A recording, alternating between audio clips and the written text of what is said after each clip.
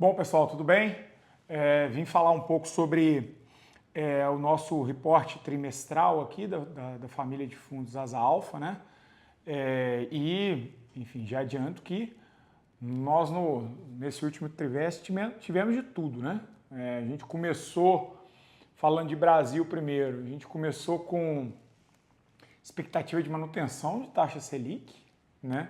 Depois de um Copom dividido, muita discussão em relação a ruídos de comunicação do Banco Central e terminamos o trimestre com uma expectativa de alta de mais de 150 pontos, né, por parte da autoridade monetária. Isso é o que está precificando agora na curva, né? Selic terminal aí para final do ano que vem, já rondando 12,5%, 13%. Isso teve uma amplitude muito grande, uma volatilidade de expectativa muito grande ao longo desse trimestre, né? Os dados de atividade no Brasil vindo muito bem, obrigado, né? Quando a gente fala de PIB, dados cada vez mais fortes, a gente já está falando aí de quase 3% para esse ano, já tem algumas casas falando até num PIB superior a 3% para esse ano, carregando, né, a expectativa de crescimento para o ano que vem. Dados de desemprego cada vez mais baixos, né? A gente está falando de coisa em torno de 6,5%, né? E aí no meio disso tudo, a gente ainda teve, eu já falei, né, dessa questão dos ruídos do Banco Central, a gente teve estímulo na China, né, e o início de corte de juros pelo Banco Central americano, né? Esses dados de atividade bons no Brasil foram o pilar principal da gente ter a recuperação. Recuperação ainda não, né, mas um upgrade na nossa nota de crédito pela Moody's. A gente está 1 grau agora do Investment Grade. Existe toda uma controvérsia em relação a, quando a gente olha os dados fiscais preocupantes e a gente olha essa nota da Moody's, a gente fala, olha, para onde é que os caras estão olhando, né? E aí acaba sendo a via de crescimento, a via de maior relevância para uma agência de rating. Basta que esse crescimento seja constante, né? O nosso PIB potencial seja maior do que a gente experimentou na última década. É claro, com o governo mantendo a entrega das suas metas de superávit, né? Aí você vai me perguntar, acabou? Não, não acabou. A gente ainda teve um atentado a candidato a presidente, a gente teve troca de candidato a presidente, aí já estou falando lá fora, nas eleições americanas, né? Então, quer dizer, a gente só não morreu de tédio aí durante esse trimestre. Apesar, né, de toda desses principais eventos aqui que eu comentei, fica a pergunta, né? E aí, compra ou vende, né? Como foi, né? Como tem sido a performance dos ativos no Brasil, em especial em renda fixa? É o famoso e aí, compra ou vende, né? E acaba que o mercado não fez nada, né? Se a gente olha, né, no fim de junho, né, para cá, a gente teve uma boa performance dos ativos do Brasil no mês de julho, né, devolveu tudo em agosto e setembro. Isso tudo porque está muito difícil de identificar uma tendência aqui, né? A gente pode olhar o copo meio cheio, meio vazio, né?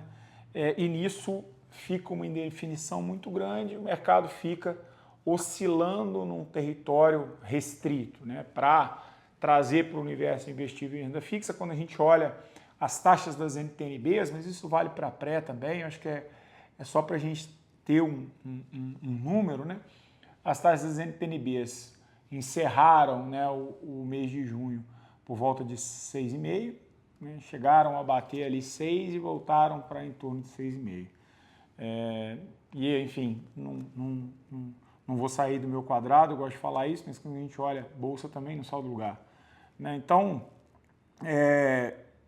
está muito difícil de identificar uma tendência.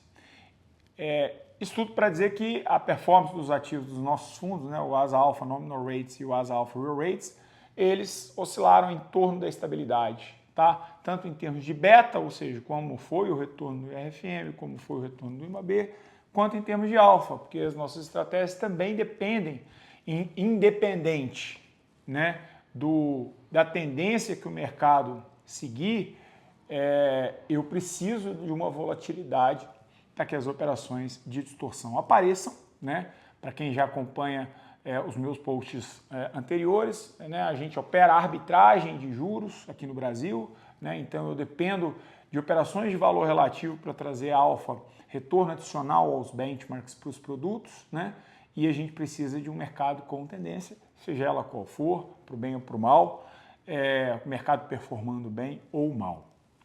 Nada aconteceu, então a performance esperada girou em torno da estabilidade, tá? Quando a gente fala de expectativa, né, também tem reforçado esse discurso de que está chegando a hora da gente tomar uma decisão, né, do mercado financeiro, que eu digo, tomar uma decisão se ele vai encarar esse copo aí meio cheio ou meio vazio. Quando a gente olha para preço, né, lembrando daquelas taxas das NTNBs a 6,5, eu já vi na minha experiência no mercado uma NTNB tradando a 3, 3,5, tradando a 7, 7,5, quase 8. Né? Quando esse copo está meio cheio ou meio vazio, me parece ser assimétrico, ou seja, eu tendo a acreditar que o mercado, olhando no horizonte de 12, 18 meses, está propício à tomada de risco, principalmente na continuidade de corte de juros no Banco Central americano. Né? Dados de atividade corroboram isso. Quando a gente olha para o meio institucional, né, nas relações entre o governo, entre o executivo e o Congresso, me parece que o pior está passando, né, que é a questão das eleições municipais. Isso tende a travar muito pauta no Congresso.